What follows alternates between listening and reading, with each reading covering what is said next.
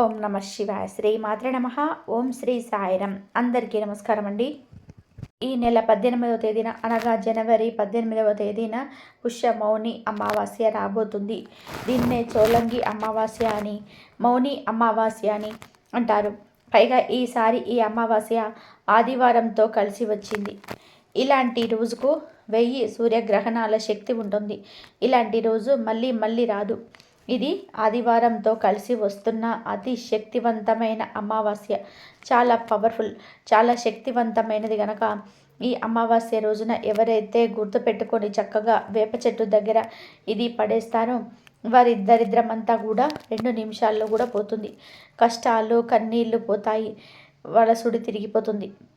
వారికి అద్భుతమైన ఫలితాలు వస్తాయి అని పండితులు చెప్తున్నారు.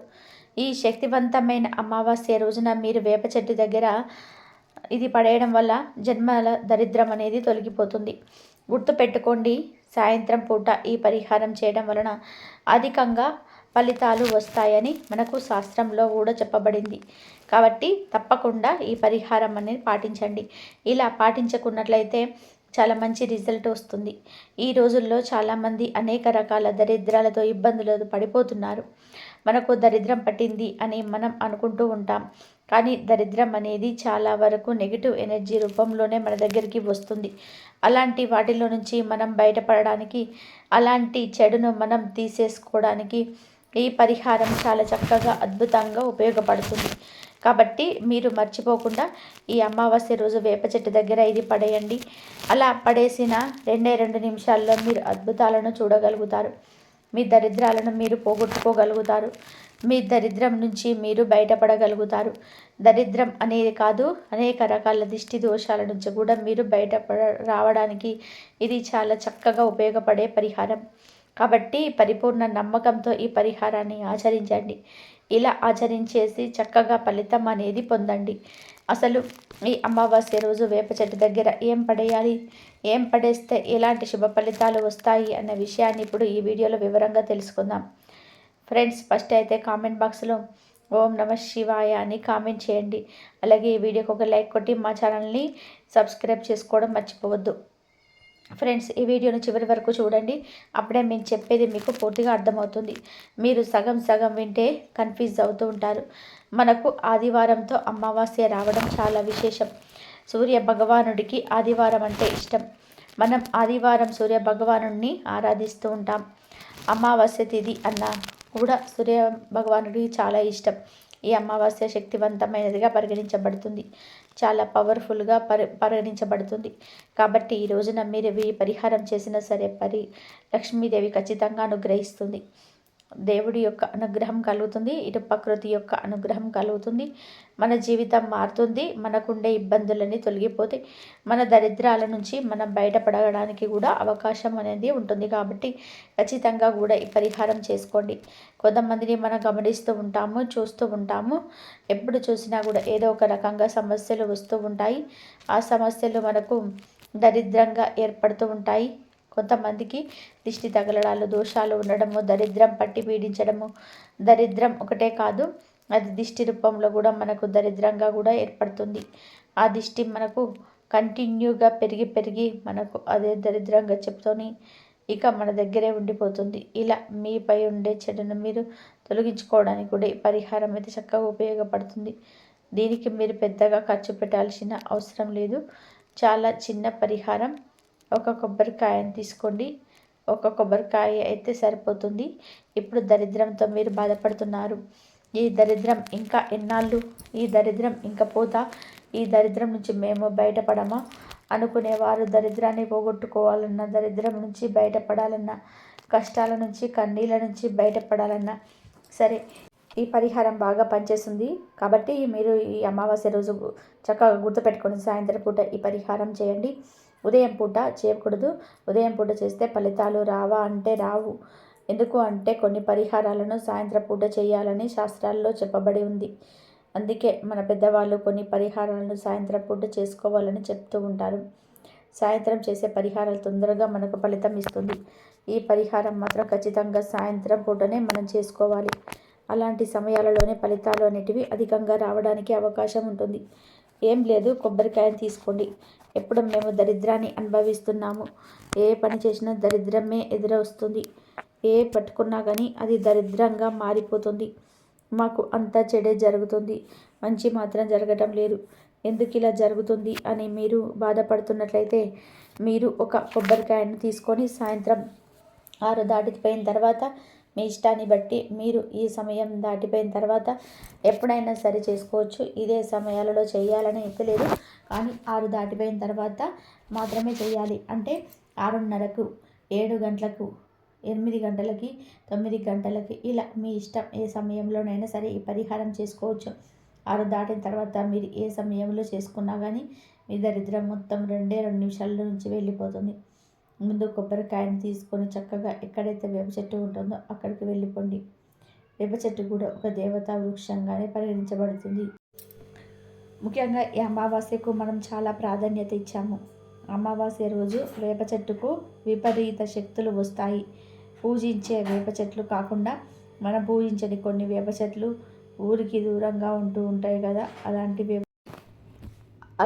వేప చెట్ల దగ్గర ఈ కొబ్బరికాయను మీరు పడేయండి. ఎలా పడేయాలి అంటే మీరు ఇంట్లో కొబ్బరికాయతో ఈ పరిహారం చేసుకొని తీసుకొని వెళ్ళి వేప చెట్టు దగ్గర పడేయవచ్చు. లేదంటే మీరు వేప చెట్టు దగ్గర కొబ్బరికాయతో పరిహారం చేసేసి అక్కడే మీరు పడేయచ్చు. అలా కూడా చేయొచ్చు. మీరు ఎలా చేసినా పర్వాలేదు. కానీ ఈ యొక్క కొబ్బరికాయను మాత్రం వేప చెట్టు దగ్గర పడేసి వెనక్కి తిరిగి చూడకుండా ఇంటికి వచ్చేసి వీలుంటే స్నానం చేయండి. లేని వాళ్ళు కాళ్ళు చేతులు కడిగేసుకోండి. ఏమీ లేదు, ఒక మంచి కొబ్బరికాయ తీసుకొని మీరు ఆ కొబ్బరికాయ మీద పసుపుతో ఒక బొట్టు పెట్టండి. తర్వాత కొబ్బరికాయను కనీసం 19 సార్లు కానీ లేదంటే 16 సార్లు కానీ మీ తల చుట్టూతో తిప్పుకోవాలి. కొంతమందికి 5 ఏళ్ళ దరిద్రం ఉంటుంది. 5 ఏళ్ళ నుంచి మేము ఈ దరిద్రాన్ని అనుభవిస్తున్నాము అని కొంతమంది నోట మనం వింటూ ఉంటాం. కొంతమంది ఈ దరిద్రం మిమ్మల్ని పట్టి పీడించి మన నడి నెత్తిన కూర్చుని తాండవం చేస్తుందని బాధపడిపోతుంటారు కదా. అలా మీ దరిద్రాన్ని తొలగించుకోవడానికి, మీకు మంచి జరగడానికి, మంచి శుభ ఫలితాలు రావడానికి, దిష్టి దోషం అనేది తొలగిపోవడానికి, చెడును వదిలించుకోవడానికి కూడా ఈ పరిహారం చక్కగా ఉపయోగపడుతుంది. కాబట్టి ఈ పరిహారాన్ని మన పరిపూర్ణ నమ్మకంతో చేయండి. ఎందుకు అంటే ఈ పరిహారం గొప్పది కాబట్టి. ఈ రోజులో ఏ పరిహారం చేసినా మనకు బాగా కలిసి వస్తుంది. మన జీవితం అనేది మారిపోయి మనకు ఉండే ఇబ్బంది అనేది తొలగిపోతుంది. మనకు మంచి జరిగి మనకు చాలా వరకు కూడా మంచి ఫలితాలు రావడానికి కూడా అవకాశం ఉంటుంది. కొంతమంది అమావాస్యకు చాలా ప్రాధాన్యత ఇస్తూ ఉంటారు. వారాలు ఉంటాయి కదా, అంటే ఆదివారం కావచ్చు, కొన్ని శుక్రవారాలతో కలిసి వచ్చే అమావాస్య కావచ్చు, అలాంటి అమావాస్యలకు చాలా ప్రాధాన్యత ఇస్తారు. ఎందుకు అంటే ఇలాంటి అమావాస్యలను చాలా పవర్ఫుల్గా, చాలా పవిత్రంగా భావిస్తారు. ఈ రోజుల్లో చేసే పరిహారాలు కానీ, ఈ రోజుల్లో చేసుకునే పనులు కానీ చాలా ఖచ్చితంగా ఫలితాలను ఇస్తాయని శాస్త్రాలు చెప్తూ ఉన్నాయి. నార్మల్గా మన పూర్వకాలంలో అమావాస్యకు చాలా ప్రాధాన్యత ఇచ్చేవారు.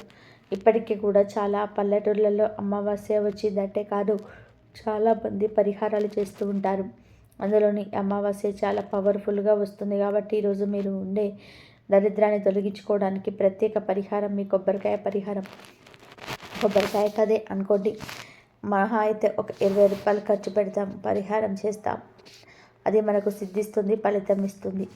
ఒకవేళ మనకు దిష్టి ఉన్నా, మనపై ఏదైనా చెడు ఉన్నా, మనం సంపాదించుకున్న నలుగురిను మనల్ని చూసి ఏడ్చిన దరిద్రం ఉన్నా, దిష్టి ఉన్నా, నెగిటివ్ ఉన్నా, ఇలాంటివన్నీ మనం బయటపడడానికి, అలాంటి వాటన్నిటి నుంచి మనం బయటకు రావడానికి పరిహారం మనకు చక్కగా ఉపయోగపడుతుంది. ఒకటే పరిహారం, చాలా చిన్న పరిహారం, ఇది అందరూ చేసుకోవచ్చు. చేసిన తర్వాత 2 నిమిషాల్లో అక్కడ పడేసి మీరు ఇంటికి వచ్చేసి మీరైతే ఎంతో కొంత ఫలితాన్ని అయితే చూడగలుగుతారు. అంత బాగుంటుంది ఈ పరిహారం. తప్పకుండా ఈ పరిహారం ఆచరించండి. గుర్తుపెట్టుకోండి, దగ్గరలో ఉండే వేప చెట్టు దగ్గర చేసుకోకండి. మన ఇంటి నుండి కొంచెం దూరంలో ఉండే వేప చెట్టు దగ్గర కూడా మనం చేసుకోకూడదు. ఎందుకంటే తిరిగి మనకి మళ్ళీ అది కనబడుతుంది కాబట్టి. కనుక కొంచెం దూరంగా వేప చెట్టు ఉంటాయి కదా, అలాంటి వేప చెట్టు దగ్గర చేయండి. కొన్ని గుళ్ళు ఉంటాయి, కొన్ని గుళ్ళల్లో మనం వేప చెట్టుతో పూజించుకుంటూ ఉంటాం. అక్కడ వేప చెట్టును దేవతామూర్తిగా మనం భావించుకొని పూజ చేసుకుంటాం కదా, అలాంటి దగ్గర చేయకండి. ఎందుకంటే అక్కడ చేస్తే మనకు మహాపాపం అన్నమాట. పూజించకుండా ఉండే వేప చెట్లు, కొంచెం మన ఇంటికి దూరంగా ఉండే వేప చెట్లు లేదంటే కొంచెం దూరంగా ఉండే వేప చెట్లు ఇలాంటి దగ్గర మీరు కొబ్బరికాయను పడేయండి. అలా కనుక మీరు చేసుకున్నట్లయితే మంచి మంచి ఫలితాలు వస్తాయి. మీరు మీ కళ్ళతో చూస్తారు. ఇది చేసిన తర్వాత మీరే ఆశ్చర్యపోతారు. ఎందుకంటే మనకు తెలుస్తుంది ఎలాంటి రిజల్ట్ వచ్చింది అనేది, మనకు ఎంత బాగుంది అనేది, మనలో ఒక భావన అనేది ఖచ్చితంగా అయితే కలుగుతుంది. కానీ పడేసి వచ్చిన తర్వాత అయితే వీలున్నంత వరకు స్నానం చేయండి. కుదరని పక్షాన కాళ్ళు చేతులు కడిగేసుకోండి. బట్టలను ఖచ్చితంగా మార్చుకోండి. మన ఒంటిపై ఉండే దుస్తులను మనం మార్చుకోవాలి. మన నుంచి పెద్ద భారం అనేది దిగిపోతుంది. కాబట్టి మనకు మంచి జరుగుతుంది. కావున మన శరీరంపై ఉండే చెడును మనం తొలగించుకోగలుగుతాము. కావున ఇలా అయితే మీరు ప్రయత్నం చేయండి. చాలా మంచి రిజల్ట్ వచ్చి మీ జీవితం అనేది మారిపోతుంది. ఈ కొబ్బరికాయ పరిహారం కేవలం దరిద్రాన్ని తీసేస్తుంది అనుకోకండి. మనలో ఉండే చెడు ఏదైనా మన గాలిలాగా సోకుతుంది, ఏదైనా మనకు తాకుతుంది, ఏదైనా గాలి ధూళి సోకుతుంది, అలాంటివన్నీ పరిహారంతో పోతాయి. దేవుడున్నాడు, దయ్యం కూడా ఉంటుంది, మనలో చెడు అనేది కూడా ఉంటుంది, మనకు నెగిటివ్ అనేది కూడా ఉంటుంది, అన్నీ ఉంటాయి. కొంతమంది నమ్మరు, కొంతమంది నమ్ముతారు. కాబట్టి మీరు మీకుండే చెడును తొలగించుకోవడానికి, మీలో ఉండే చెడును మీరు పోగొట్టుకోవడానికి ఇలా పరిహారం అయితే చేయండి. ముఖ్యంగా గుర్తుపెట్టుకోండి, దరిద్రం నుంచి మీరు బయటపడగలుగుతారు. దరిద్రం అనే మాట దరిదాపులోకి రాకుండా పారిపోతుంది. అంత బాగా ఉపయోగపడుతుంది. మేము ఇబ్బంది పడిపోతున్నారా కన్నుతోటి చాలా బాధపడిపోతున్నాం, మాకైతే అసలు ఏం చేయాలో కూడా అర్థం కావటం లేదు అనుకుంటుంటారు కదా. అలాంటి వాళ్ళకు కూడా చాలా చక్కగా ఈ పరిహారం అనేది అనుకూలిస్తుంది. కావున ఈ పరిహారాన్ని అయితే మీరు పరిపూర్ణ నమ్మకంతో చేయొచ్చు. మంచి ఫలితాలను అయితే పొందవచ్చు. ఏమీ లేదు, ఒక కొబ్బరికాయ తీసుకొని వేప చెట్టు దగ్గరికి వెళ్ళి ఆ కొబ్బరికాయ మీద పసుపుతో బొట్టు పెట్టి ఆ కొబ్బరికాయను మీ చుట్టూ దిష్టి తీసుకున్నట్టుగా 19 సార్లు కానీ లేదంటే 16 సార్లు కానీ మీ తల చుట్టూ తిప్పుకోవాలి. తర్వాత ఆ కొబ్బరికాయను మీ 2 చేతులతో పట్టుకొని ఈ రోజుతో మా దరిద్రాలన్నీ కూడా పోవాలి, కష్టాలన్నీ కన్నీళ్ళు పోవాలి, బాగా కలిసి రావాలి, చెడంతా పోవాలి అని సంకల్పం చెప్పుకొని ఆ కొబ్బరికాయను వేప చెట్టు మొదట్లో పడేసి వెనక్కి తిరిగి చూడకుండా ఇంటికి వచ్చేయండి. ఇక విషయం ఏంటంటే, ఈ పరిహారాలు చేసేటప్పుడు ఇతరులతో మాట్లాడడం చెప్పుకోవద్దు, పంచుకోకూడదు. మనకు మనమే చేసుకోవాలి, మనకు మనమే ఫలితాలను పొందాలి. గుర్తుపెట్టుకోండి, ఇక్కడ ఒక విషయం, మనమే బాగుపడాలి, మనమే బ్రతకాలని కాదు. కానీ శాస్త్రాలు ఏం చెప్తున్నాయి అంటే, నలుగురికి చెప్పి చేస్తే ఫలితాలు అధికంగా రావు. కాబట్టి మనం చేసి మనకు ఫలితం వచ్చిన తర్వాత కొద్ది రోజులకు వారికి చెప్పవచ్చు, కానీ చెప్పడం జరుగుతుంది. కాబట్టి పరిపూర్ణ నమ్మకంతో చేయండి, శుభ ఫలితాలను పొందండి. మౌని అమావాస్య రోజు స్త్రీలు పురుషులు ఎవరు కూడా కొన్ని పనులు చేయకూడదు అని శాస్త్రాల్లో ఉంది. మౌని అమావాస్య రోజు ఎట్టి పరిస్థితుల్లోనూ కూడా భార్యాభర్తలు శారీరక సంబంధాలు పెట్టుకోకూడదు. ఎందుకు అంటే ఈరోజు ప్రతికూల శక్తులు ఎక్కువగా ఉంటాయి. ఒకవేళ తెలియక ఈరోజు భార్యాభర్తలు కలిస్తే వారికి పుట్టే బిడ్డ శారీరక వైకల్యంతో పుడతాడని పురాణాలు చెబుతున్నాయి. కాబట్టి మౌని అమావాస్య రోజు భార్యాభర్తలు సంగమించకూడదు. మౌని అమావాస్య రోజు ఎవరిపైన కోపం ప్రదర్శించకుండా ఈరోజు ప్రశాంతంగా ఉండాలి, తక్కువ మాట్లాడుకోవాలి, దైవం పైన మనసు లగ్నం చేయాలి. ఈరోజు పొరపాటున అనకూడని మాటలు అంటే మీ జీవితం పైన ఆ మాటల యొక్క ప్రభావం పడుతుంది. కాబట్టి ఈరోజు వీలైనంత వరకు మౌనంగా ఉండండి. మౌని అమావాస్య రోజు మర్రి చెట్టుకు ప్రతికూల శక్తులు వస్తాయి. కాబట్టి ఈరోజు మర్రి చెట్టు దగ్గరకు వెళ్ళకూడదు, పొరపాటున కూడా వాటిని తాకకూడదు. ఈ అమావాస్య రోజు పొరపాటున కూడా సూర్యోదయం తర్వాత నిద్ర లేవకూడదు, అంటే సూర్యోదయ పూర్వమే నిద్ర లేవాలి. ఇలా ఈరోజు చేయకపోతే అది దరిద్రానికి సంకేతము. ఇలా నిద్రలేచి తలస్నానం తప్పకుండా చేయాలి. ఈ అమావాస్య రోజు తలస్నానం చేయకపోతే దరిద్రం. ఇలా తలస్నానం చేసే సమయంలో ఏ షాంపూ ఏమి వాడకుండా కేవలం తల మీద నీటి మాత్రమే పూసుకోవాలి. ఈరోజు షేవింగ్, గడ్డం చేసుకోవడం, గోర్లు కత్తిరించుకోవడం అస్సలు చేయకూడదు. ఇలాంటి పనులు ఎంతో శక్తివంతమైన ఈ అమావాస్య రోజు చేస్తే దరిద్రం చుట్టుకుంటుంది. ఇలాంటి పనుల వల్ల భవిష్యత్తులో ఆర్థిక సమస్యలు ఎదురవుతాయి. పూర్వం అమావాస్య రోజు మధ్యాహ్నం మాత్రమే భోజనం చేసి రాత్రి అల్పాహారం తీసుకునేవారు. ఎందుకంటే అమావాస్య రోజు రాత్రి ఆహారం భుజించటం అనారోగ్యానికి దారితీస్తుంది.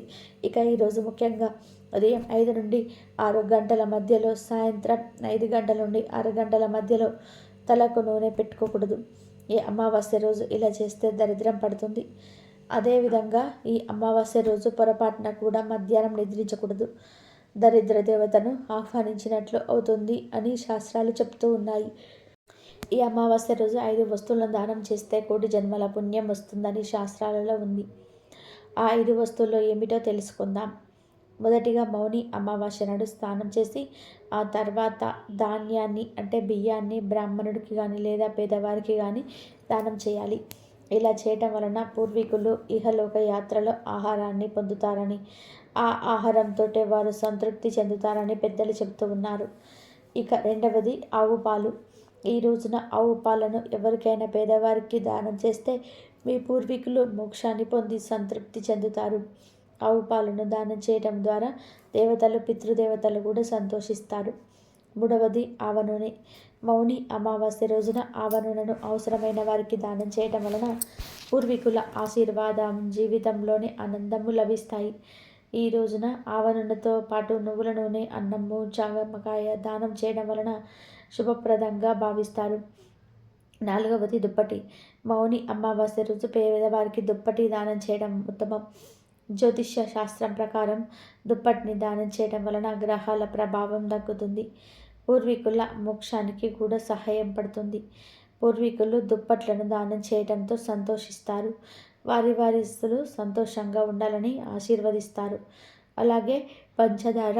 ఈరోజు పేదవారికి పంచదార దానం చేయడం వలన మీ జీవితం మధురంగా మారుతుంది. ఆర్థిక సమస్యలు తీరుతాయి, కష్టాలు పోతాయని పెద్దలు చెప్తూ ఉన్నారు. కనుక మీరు కూడా ఈ 5 వస్తువుల్లో ఏదో ఒకటి దానం చేసి శుభ ఫలితాలను పొందండి. పుష్య అమావాస్యకి మౌని అమావాస్య, జోలంగి అమావాస్య అని పేరు. ఇది చాలా శక్తివంతమైన అమావాస్య. 100 సంవత్సరాలకు వస్తుంది. ఇదే ఈ సంవత్సరంలోని మొట్టమొదటి అమావాస్య. ఈ అమావాస్యతో ఈ పుష్యమాసం పూర్తయిపోతుంది. తర్వాత ఇక మాఘమాసం వస్తుంది. మాఘ స్నానాలు చేయడం మొదలు పెడతారు. ఇది చాలా అద్భుతమైన అమావాస్య. అతీంద్రియ శక్తులు కలిగిన అమావాస్య. అమావాస్య మహాశక్తివంతమైనది కనుక ఈరోజు కాకులను, కుక్కలను, గోవులను పొరపాటున కూడా కొట్టకూడదు, హింసించకూడదు. అలాగే ఈరోజు పాత వస్తువులను ఎవరికైనా కూడా ఇవ్వడం కానీ లేదా బయట పడేయడం కానీ చేయకూడదు. అంటే పాత బట్టలు, పాత చెప్పులు, పగిలిన అద్దాలు, పాత చెక్క వస్తువులు ఇలాంటివేమీ కూడా బయట పడేయకూడదు. అమావాస్య రోజు అలా పడేస్తే లక్ష్మీదేవి ఇంట్లో నిలబడదు. అలాగే ఈ అమావాస్య రోజున స్త్రీలు మంగళసూత్రాలలోని పూసలను పొరపాటున కూడా మార్చకూడదు. ఇంటి ముందు పొరపాటున కూడా ముగ్గు వేయకూడదు. పితృదేవతల శాపం తగులుతుంది. స్త్రీలు ఈ రోజున తల విరబోసుకొని తిరగకూడదు. దుష్ట శక్తుల ప్రభావం పడి లేనిపోని ఇబ్బందులు ఎదుర్కోవాల్సి వస్తుంది. అమావాస్య రోజున లక్ష్మీ కటాక్షం కలగాలని కోరుకునేవారు చక్కగా ఒక చిన్న గాజు గ్లాసులో కొన్ని పాలను పోసి ఆ పాలల్లోని చిటికెడు ధనియాల పొడి, చిటికెడు పసుపు, చిటికెడు నల్ల నువ్వులు కలిపి ఆ పాలను రావి చెట్టు మొదట్లో పోయండి. ఈ అమావాస్య రోజున రావి చెట్టు మొదట్లో ఇలా పాలు పోస్తే విపరీతంగా లక్ష్మీదేవి అనుగ్రహం కలుగుతుంది. ధన సంపాదన పెరుగుతుంది. అనేక మార్గాలను ధనం మీ దగ్గరకు వచ్చి చేరుతుంది. ఆ పుష్య అమావాస్యకి మౌని అమావాస్య అని కూడా పేరు ఉంది. మౌని అమావాస్య అనే పదాలలో ఉన్న ఆధ్యాత్మిక తత్వం ఎంతో గొప్పది. ఈ రోజున ఉపవాసం ఉండి మౌన వ్రతం పాటించి నోటి నుంచి ఒక్క మాట కూడా రాకుండా జాగ్రత్తగా తీసుకుంటారు. ఈ అమావాస్య రోజున శివుడికి, శనిదేవుడికి పూజలు చేస్తారు. ఈరోజు అన్నదానం, వస్త్రదానం చేయటం వలన గత జన్మలో చేసిన పాపాలు తొలగిపోతాయి. ఈ రోజంతా కూడా మౌన వ్రతం చేస్తే మంచిది. అలా రోజంతా కూడా మౌన వ్రతం చేయలేని వారు మనసులోని కోరికను కాగితం పైన తులసి లేదా పసుపు కొమ్ముతో రాసి అరచేతుల్లో ఉంచి దానినే కళ్ళార్పకుండా చూడాలి. ఇలా ఎంతసేపు చూడగలిగితే అంతవరకు చూసి రెప్పలు వేసే సమయం వచ్చినప్పుడు ప్రకృతి మాత నా ఈ కోరిక తీర్చు అని మనసులోనే కోరుకొని ఆ కాగితం పైన నోటితో ఊది మరవాలి. అనంతరం దానిని పూజా మందిరంలో దేవుడి పటం వెనక ఉంచితే ఆ కోరిక తప్పక నెరవేరుతుందని, అద్భుతం జరుగుతుందని పండితులు చెప్తూ ఉన్నారు. పుష్య మాసంలో వచ్చే బహుళ అమావాస్యను చోలంగి అమావాస్య లేదా మౌని అమావాస్య అంటారు. ఈ అమావాస్యను చాలా శక్తివంతమైన విశేషమైన రోజు. మనకు విష్ణు సహస్రనామాల్లో ఉండే ఒక నామాన్ని నిరూపించడానికి విష్ణుమూర్తి భూమి మీద వైద్య వీర రాఘవ స్వామి అనే రూపంతో అవతరించిన అద్భుతమైన దినం ఇది. ఈ రోజున రోగహరణ శక్తి ఉంది. అయితే ఎవరినైనా సరే దీర్ఘకాల రోగాల నుండి విశేషంగా ఆ రోజు ఆ వీర రాఘవ స్వామిని 3 పనులతో ఆరాధించగలిగితే ఆ రోగాలన్నీ కూడా మాయమైపోతాయి. ఈ అమావాస్యకు అంతటి శక్తి ఉంది. మరి పుష్య అమావాస్యకు ఆచరించవలసిన ఆ 3 పద్ధతులు ఏమిటి అనే విషయాలను తెలుసుకుందాం. మొట్టమొదట ఈరోజు స్వామివారిని ఆరాధించడానికి 3 మార్గాలున్నాయి. అవి చేసే ముందు వైద్య వీర రాఘవ స్వామి వారి ఫోటో తెచ్చుకోవాలి. అలా చేశాక ఇప్పుడు మనం చెప్పుకోబోయే విధానంగా ఆరాధించుకోవాలి. మొట్టమొదట ఒక ప్రత్యేకమైన దీపం వెలిగించుకోవాలి. ఆ దీపం ఎలా వెలిగించుకోవాలి అంటే పంచదారను పొడిలాగా చేసి బియ్యం పిండిలో కలిపి చిటికెడు యాలకుల పొడిని కూడా కలిపి ఈ పిండినంతా కూడా ఒక పళ్ళెంలో వేసి మధ్యలో చిన్న గుంటలాగా చేసి అందులో ఆవు నెయ్యి పోసి ప్రమిదల్లాగా చేసి అప్పుడు దీపం వెలిగించండి. ఆ తర్వాత ఇంట్లో ఎవరికైనా సరే దీర్ఘకాలిక వ్యాధులుంటే వాళ్లకు వెండితో ఒక చిన్న కడియం చేయించండి. అంటే వెండి తీగతో ఒక కడియం చేయించండి. స్వామివారి మీద కూర్చొని సంకల్పం చేసి, స్వామి నీ దయ వలన గనక ఈ వ్యాధి తగ్గి మాకు తిరిగి ఆరోగ్యం బాగుంటే పిర్వల్లూరు వచ్చి మీ దర్శనం చేసుకుంటాం. ఈ వెండి కడియాన్ని అక్కడ ఉండిలో వేస్తాము అని సంకల్పం చేసుకొని అప్పుడు స్వామికి పూజ చేయండి. ఆ మామూలు నిత్య పూజలాగా చేయండి. అలాగే ఆ రోజు చేయాల్సిన 3వ పని ఏమిటి అంటే మీ ఇంటి దగ్గరలో చెరువు ఉంటే చెరువు, లేకపోతే బావి దగ్గర అయినా సరే, లేదా మీ ఇంట్లో చిన్న గిన్నెలో నీళ్లు తీసుకొని ఆ నీళ్ళల్లో ఇంటిల్లిపాది కూడా ఒక చిన్న బెల్లం ముక్క తీసుకొని ఆ నీటిలో గిన్నె చుట్టూ కూడా ప్రదక్షిణ చేసి తిరువల్లూరులో ఉన్న పుష్కరిణికి చేస్తున్నాం అనే భావనతో చేసి ఆ తర్వాత ఇంట్లో వాళ్ళందరూ కూడా బెల్లం ముక్కను గిన్నెలో వేయండి. ఇలా బెల్లం ముక్కల గిన్నెలో వేయండి. ఇలా ఈరోజు వైద్య వీర రాఘవ స్వామిని ఆరాధించాలి. ఆ తర్వాత రోజంతా కూడా అయిపోయాక పూజ అంతా అయిపోయిన తర్వాత ఆ దీపం కొండెక్క ప్రసాదం అంతటిని కూడా అంటే బియ్యం పిండి, పంచదార, యాలకుల పొడితో కూడిన దాన్ని నెయ్యితో చిన్న చిన్న ఉండలుగా చేసి ఇంట్లో అందరు కూడా తినండి. తర్వాత వ్యాధి తగ్గిపోయాక తిరువల్లూరు వెళ్ళి తప్పకుండా ఉండిలో వెండి కడియం వేసి స్వామిని దర్శనం చేసుకోండి. ఈ విధంగా చేసి దీర్ఘకాలిక వ్యాధుల నుండి బాగైన వాళ్ళు లక్షల్లో ఉన్నారు. అంతటి శక్తివంతమైన విష్ణు స్వరూపం ఈ వైద్య వీరవ రాఘవ స్వామి అవతారం.